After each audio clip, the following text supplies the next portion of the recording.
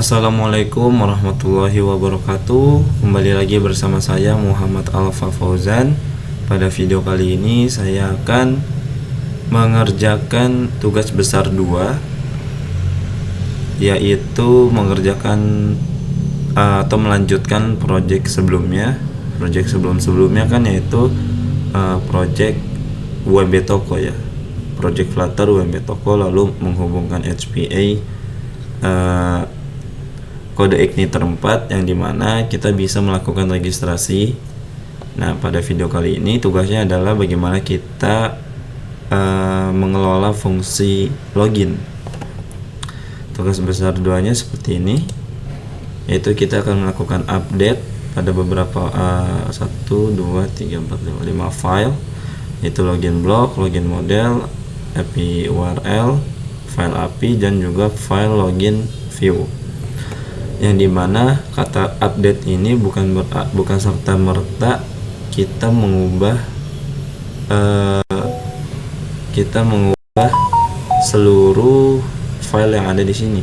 Jadi mungkin kita akan cek terlebih dahulu apakah file yang ada di dalam ini harus diubah atau belum, atau tidak usah.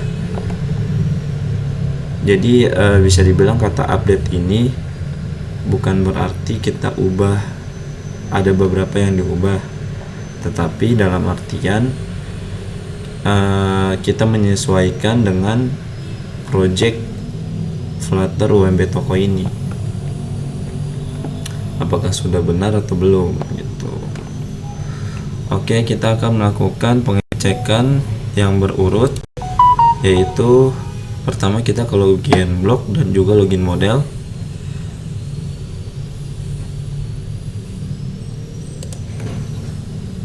Oke, kita buka login block. Nah, di sini login blocknya masih seperti yang kemarin dan tidak perlu ada perubahan atau update sedikit pun.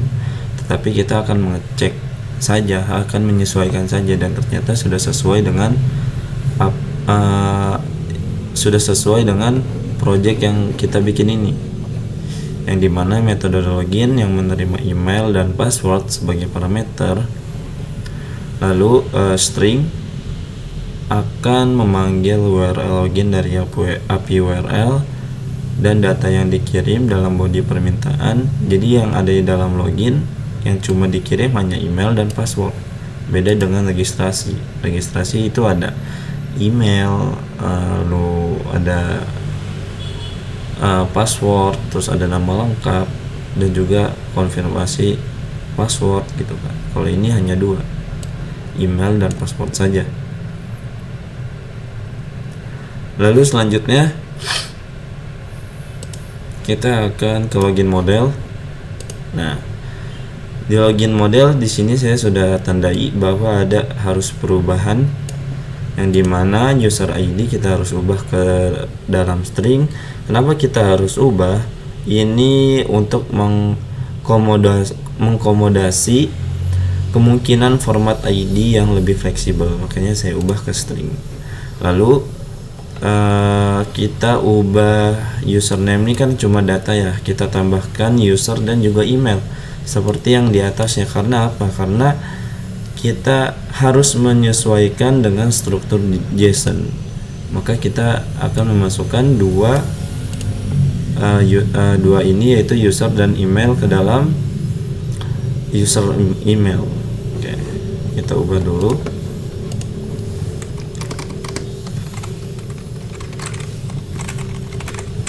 String dan juga kita masukkan ke dalam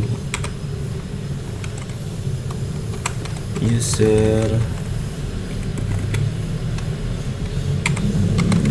email. Save. Oke, sudah. Lalu kita lihat tugasnya lagi, kita akan ke API URL dan juga API API. Kita ke API URL masih sama, yaitu string base URL-nya kita menggunakan server pada laptop ini, yang dimana kemarin kita coba. Kita akan membuka. Jadi ketika dibuka Bentar ya.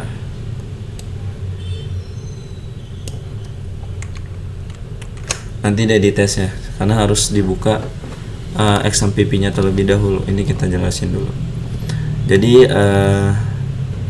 ini masih seperti yang kemarin, metodenya juga masih seperti kemarin, yaitu update, show produk, dan juga delete produk.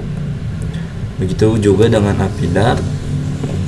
API Dart juga masih menggunakan codingan yang kemarin, yaitu mengimport pustaka untuk mendukung operasi I/O, mengimpor pustaka HTTP untuk melakukan request HTTP, lalu mengimpor user info untuk mendapatkan token otorisasi, lalu mengimpor file yang mendefinisikan pengecualian khusus untuk penanganan error. Lalu juga ada metode post, metode get, lalu metode delete. Lalu di bawah ini ada metode yang mengembalikan respon berdasarkan status kode HTTP, yang dimana cache 200. Jika status cache 200 berarti request kembali, jika 400 berarti bad request, 401 dan juga 403, yang dimana 401 berarti tidak terotorisasi, jika 403 berarti akses ditolak, 422 berarti input tidak valid, dan yang terakhir 500 berarti ada kesalahan server. Jadi masih seperti yang kemarin API Dart-nya.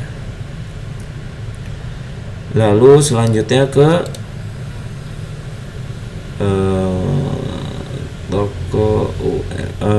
login view. Oke, kita ke login view. Nah, di login view kita ada banyak perubahan, terutama di import. Ada beberapa import yang kita akan masukkan, dan juga akan mengubah fungsi tombol login ya, yang dimana kita menggunakan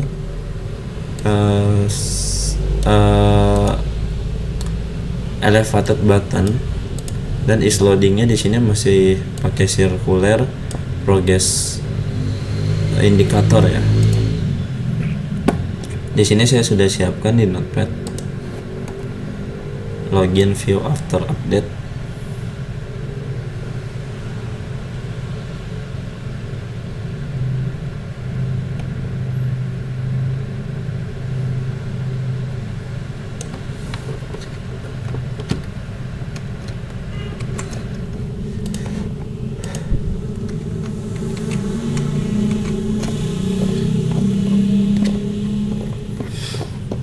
Oke, di sini yang kita tambah impornya itu adalah login block Dart, lalu user info yang dari helpers dia ya, user info, lalu product view, dan juga warning dialog.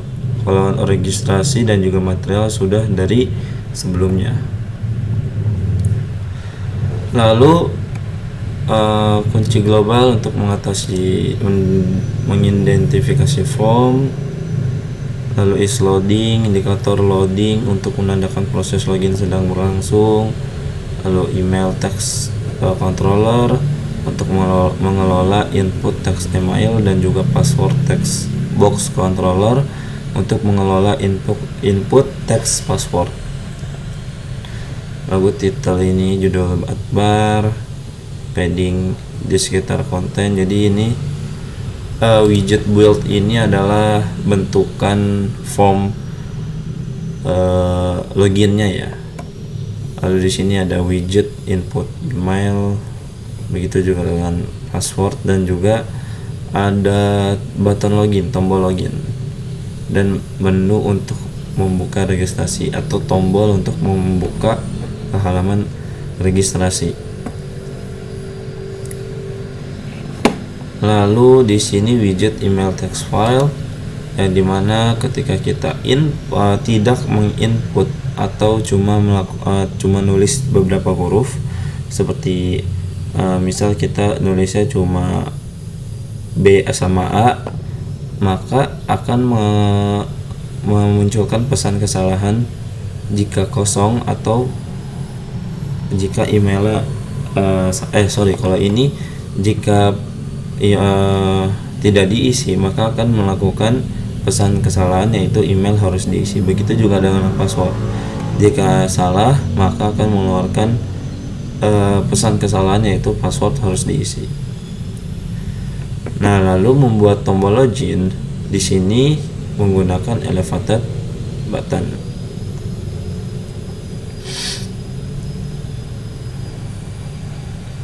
Lalu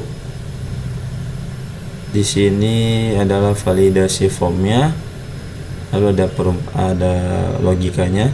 Jika valid dan tidak loading, panggil submit. Lalu metode submit untuk melakukan login, simpan status form, lalu set status loading, loading. Jika true, mengirim permintaan login menggunakan login block. Lalu ada wait user info, set token, menyimpan token pengguna, dan juga user info, set user ID, menyimpan user ID pengguna.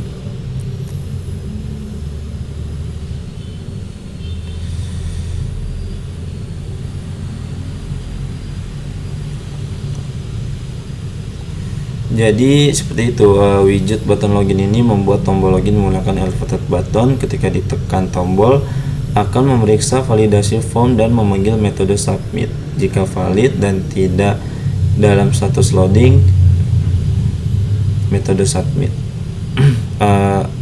Jika valid dan tidak dalam status loading.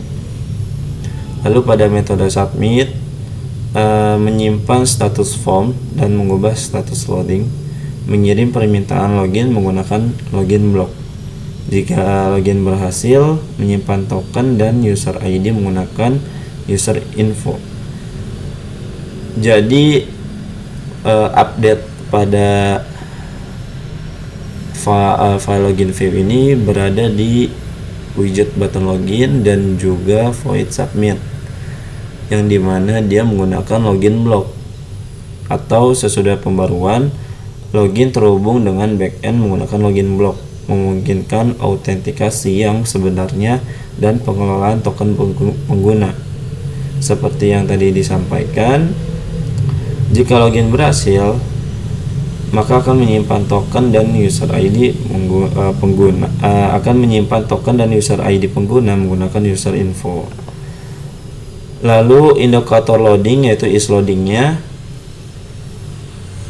sebelumnya kan menggunakan circular progress indikator yang tadi saya bilang tuh. Sementara sesudah pembaruan hanya mengatur status loading dengan state. Dan juga pada pembaruan kali ini navigasi setelah login. Jadi setelah kita mengklik login, maka pengguna dialihkan ke halaman produk view setelah login berhasil.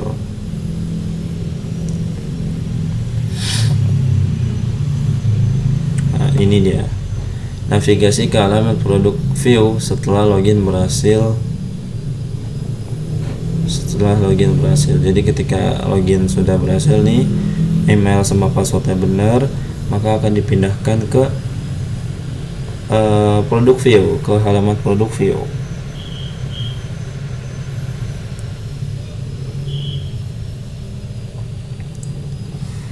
Oke, udah cukup penjelasan buat login view-nya, kita save dulu. Lalu selanjutnya kita menjalankan project toko UMB.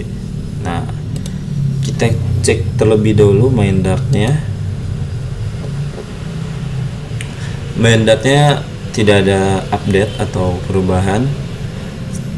Main dartnya sesuai dengan main dart pada video sebelumnya, yang dimana logikanya tuh is login ini, ketika kita belum login, maka kita akan diarahkan ke halaman login, atau kita bisa registrasi dulu. Tetapi ketika kita sudah login, misalnya kita udah login sebelumnya nih, pas buka aplikasinya lagi, maka kita akan langsung diarahin ke halaman produk view seperti itu.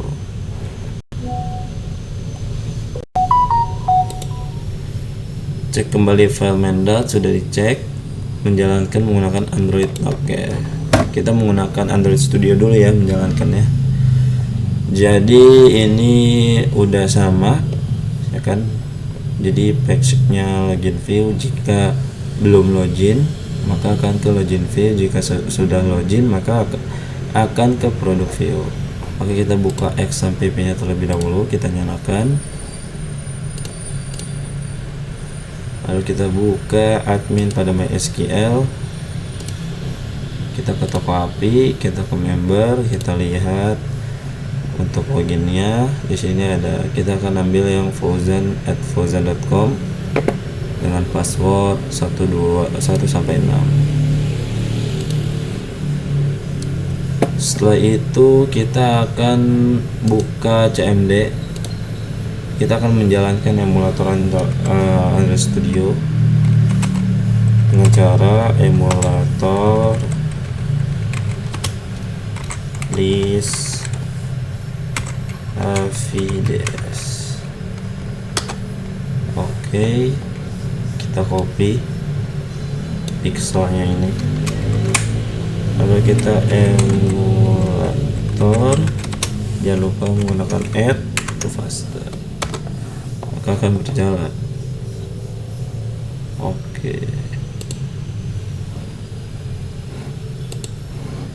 Oke, kita akan menjalankannya.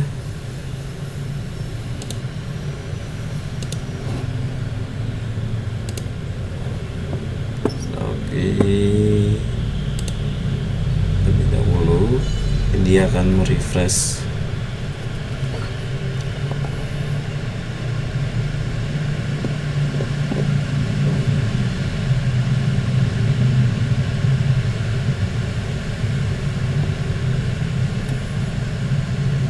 Kita tunggu dulu ya guys ya.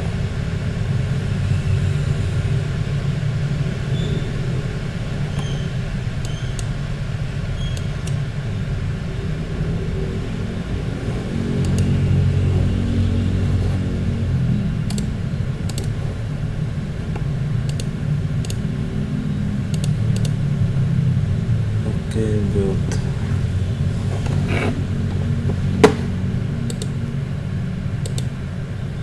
Sedang processing.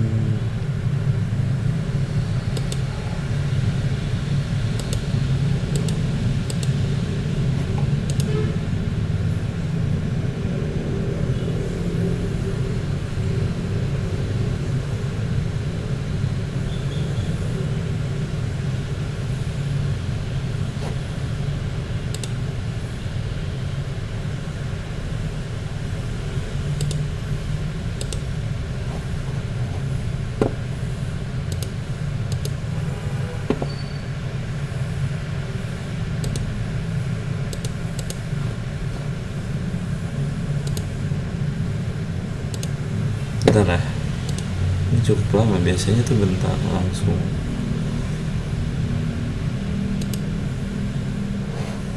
Oke, exit.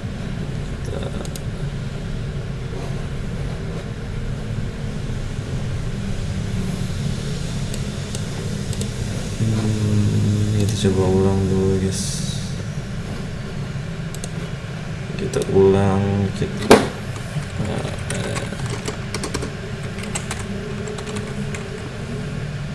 emulator.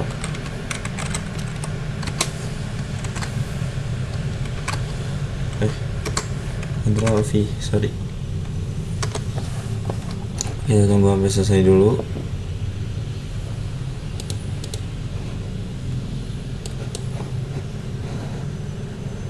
Bluetooth.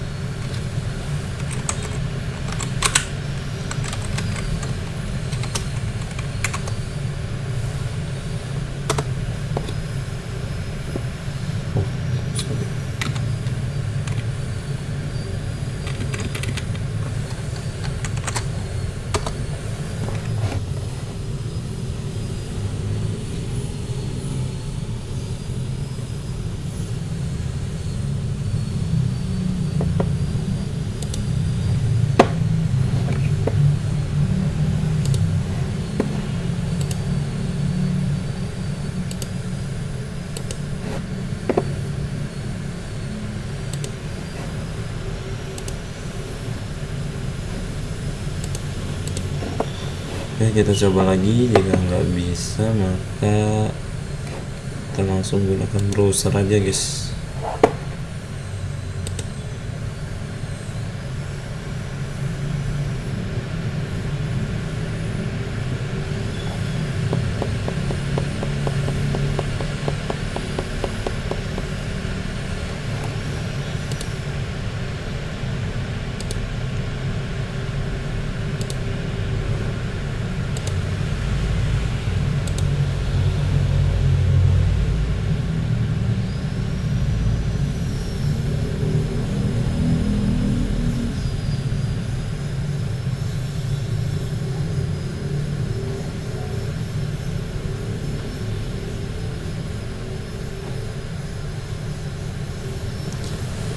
Kita tunggu dulu deh, bisa atau enggak.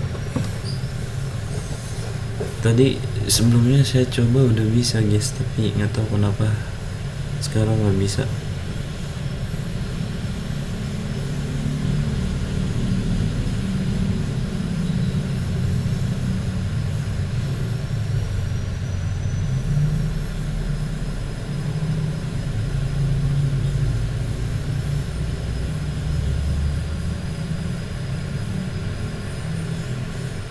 Wow, lama banget.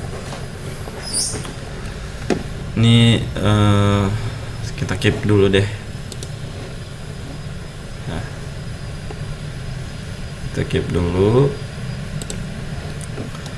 Kita akan ke tugas selanjutnya aja, yaitu cross origin result sharing. Ini maksudnya apa? Jadi cross adalah mekanisme yang digunakan browser untuk mengontrol bagaimana satu situs mengakses sumber daya situs lain. Ini dirancang sedemikian rupa sehingga secara default satu situs web tidak diizinkan untuk membuat permintaan HTTP ke situs lain menggunakan XHR atau fetch. Ini mencegah script di situs lain bertindak atas nama pengguna dan mendapatkan akses ke sumber daya situs lain tanpa izin. Lalu kita akan cek dulu ya ke terminal. Cara ceknya tuh Flutter version.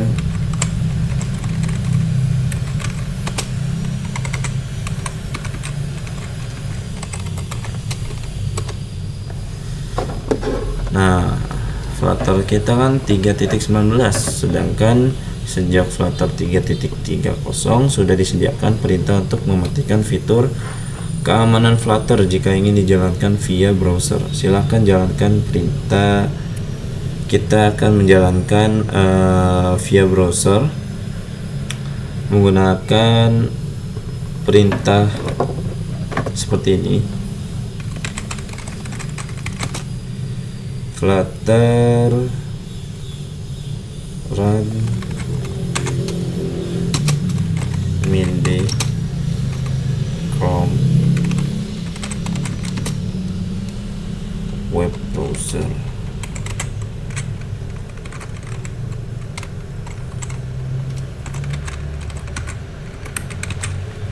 Web browser flag disable.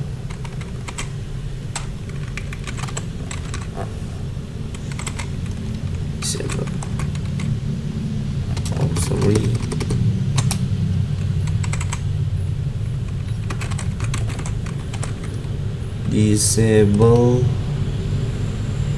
web security.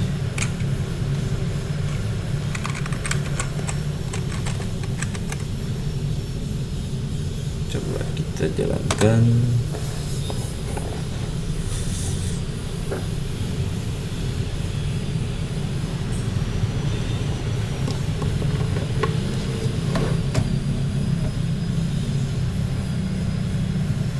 Oke, di Chrome bisa ya guys ya, kita gunakan formula tadi, kita masukkan sesuai dengan database yang ada, fauzan@fauzan.com, passwordnya 1 sampai 6. Kita login.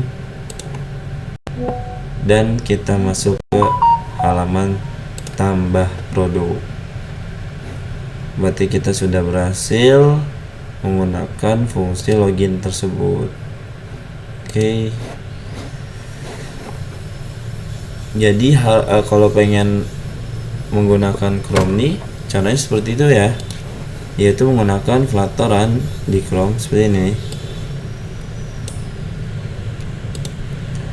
Jadi dengan metode yang tadi, kita dapat melakukan proses pengembangan dengan Flutter menjadi lebih ringan tanpa menggunakan emulator. Tetapi dengan catatan, ini hanya untuk pengembangan dan juga pengujian. Flutter tetap dijalankan secara eksplisit di browser klien. Kita itu tidak boleh dan kita tidak dapat menonaktifkannya dalam produksi karena ini adalah fitur keamanan browser dan tidak dimaksudkan untuk diubah dalam kode panah. Kita harus mengaktifkan CORS di server web kita yang menyediakan sumber daya aplikasi Flutter kita untuk memastikannya berfungsi untuk semua orang. Dan juga untuk project ini untuk dijadikan aplikasi tetap dibutuhkan emulator Android untuk compile-nya seperti itu. Jadi kita menggunakan Chrome ini hanya untuk pengujian dan pengembangan saja, bukan untuk hal yang untuk seperti langsung dijadikan APK itu enggak. Itu sangat berbahaya. Jadi untuk pengujian dan pengembangan saja. Tadi kita udah coba ya, dan alhamdulillah berhasil menggunakan Chrome. Kita masuk loginnya, tetapi kita belum coba ke emulator nih. Kenapa nih? Kita pakai ini aja ya. Jadi dosen saya nyuruh untuk Flutter clean.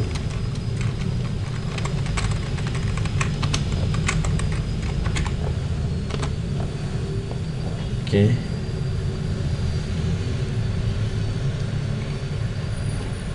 Kita akan coba lagi ya emulator.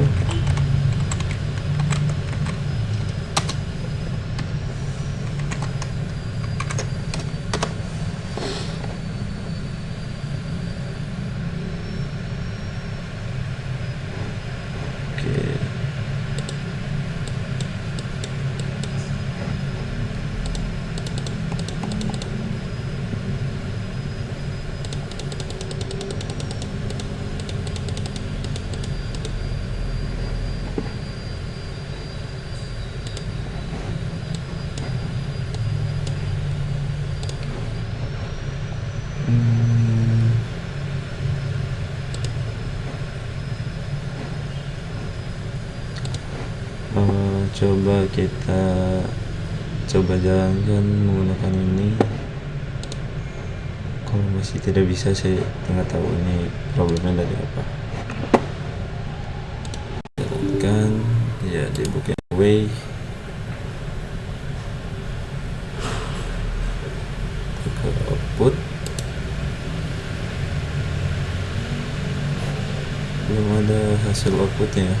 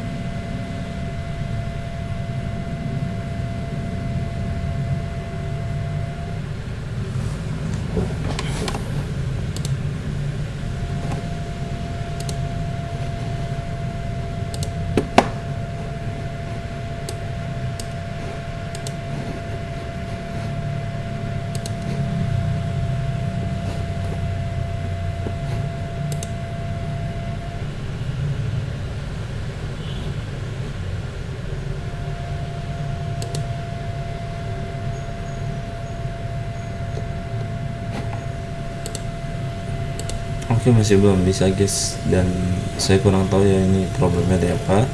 Tapi yang penting kita udah tahu ya, di Chrome kita udah bisa di emulator. Sebelumnya saya juga udah nyoba, hasilnya juga sama kayak di Chrome, bisa login. Tapi di Chrome ini nggak tahu ada masalah apa. Ini kita udah bisa menjalankannya di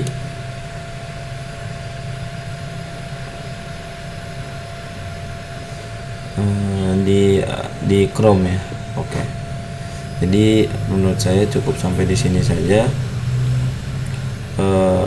pembelajaran hari ini. Sekian dari saya. Assalamualaikum warahmatullahi wabarakatuh.